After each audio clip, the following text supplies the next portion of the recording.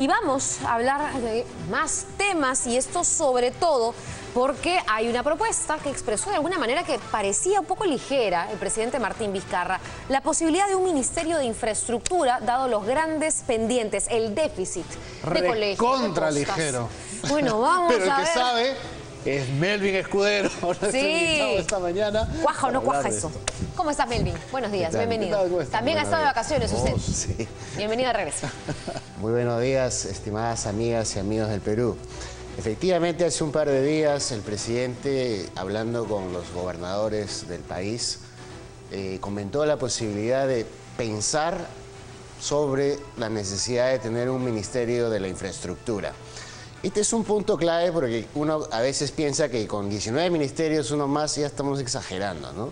Yo creo que en este caso el presidente sí le puede estar dando al acierto por la siguiente razón.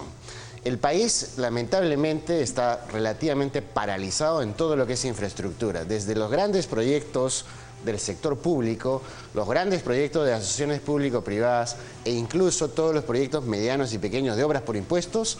El nivel de ejecución está muy por debajo de lo esperado. Estamos en un nivel de ejecución de alrededor de un tercio, 35% en lo que va del año respecto a lo que ha sido presupuestado.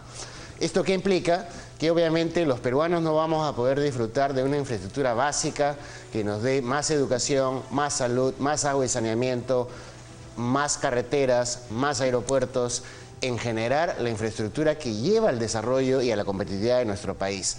Hace un par de meses el gobierno ya anunció un plan nacional de infraestructura, lo cual está bien positivo, porque hace años que no tenemos un plan vinculado, digamos, con un horizonte de 10 años respecto a lo que hay que hacer. El presidente mismo anunció 52 proyectos de infraestructura que se van a implementar en los próximos 5 años, incluso después de que él ya no sea presidente. Ese tipo de planificación es muy positivo. Entonces, hay que llevar la letra al hecho, es decir, aquello que se planifica a la práctica. Pero para eso nos encontramos con un serio problema. Ajá. ¿Qué es lo que sucede? Cada ministerio tiene su entidad o su equipo ejecutor. ¿Y qué implica esto? Por ejemplo, que el conocimiento para hacer infraestructura en el Ministerio de Educación, en el Ministerio de Vivienda, en el Ministerio de la Producción, en el Ministerio de Salud, en el Ministerio de Transporte, no es homogéneo, no es el mismo. Es más, los equipos que tienen que implementar la ejecución no es la misma. Lo mismo sucede con los gobiernos regionales. Hay gobiernos regionales más avanzados en el norte del país, otros gobiernos regionales menos avanzados en el sur del país, o en el centro del país, o en el oriente del país. ¿Qué significa esto? Que la infraestructura no necesariamente se está ejecutando con los mejores especialistas. Melvin, pero entonces, ¿cuál es el tema? Si no es un tema de presupuesto, si no es un tema de ejecución, ¿va a ayudar que haya un ministerio o es que se tiene que organizar mejor el tema de los recursos?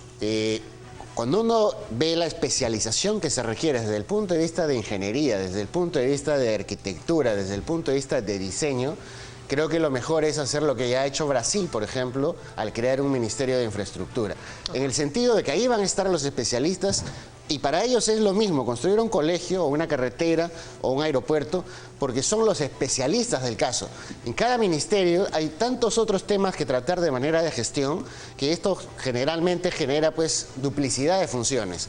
Tener en un solo ministerio este tipo de especialización va a ser muy importante para poder seguir la ejecución. Recordemos, Melvin, el problema está en la gestión. ¿Cómo mejoramos la gestión? Ahí viene la especialización. ahora Melvin, importante hablar de infraestructura porque la infraestructura no solo nos conecta mejor y más rápido, sino que genera empleo, porque hablamos de construcción, ¿no es así? Ahora, ¿cuánto tomaría implementar un ministerio de infraestructura? Más o menos conociendo cómo nos movemos en el Estado peruano. Claro, la realidad es que ya existen especialistas en los diferentes ministerios y juntarlos no es muy complejo. Yo calcularía que no debería ser más allá de 3 a 6 meses para poder tener un ministerio sólido que esté trabajando. Acá lo que hay que buscar es eficiencia, no burocracia. Acá no queremos, digamos, engordar el pastel. Lo que queremos es que el sector público y el servidor público efectivamente trabaje al servicio del país con las mejores herramientas técnicas. Y para esto hay que juntar a los especialistas y que ellos empiecen a ejecutar. Ya existen 52 proyectos que se han planificado, ejecutémoslo, no esperemos a dentro de 5 años o al siguiente gobierno para que haga este tipo de reformas. Hay que afinar el músculo y quitar la grasa. Muchísimas gracias, don Melvin Escudero, Gracias, muy Melvin. claro, muy importante. Y por eso queríamos tratar este tema, Sigrid, porque más allá de las promesas de carreteras, puentes, infraestructura en general, esto genera empleo rápido y para mano tanto calificada como no calificada, pero hay que pasar de la promesa o del anuncio a los hechos concretos. De 3 a 6 meses estaremos conversando entonces, Melvin, si esto se cumple o no. Gracias. Gracias, Melvin, por estar aquí. Son las 6:55 minutos.